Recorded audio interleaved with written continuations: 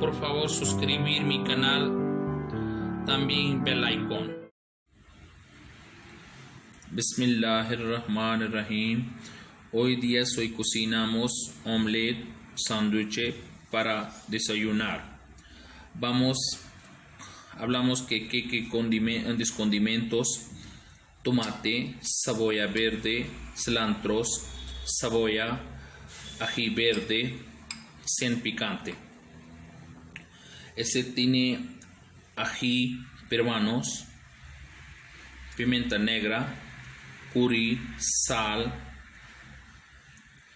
su pan, aceite, huevos.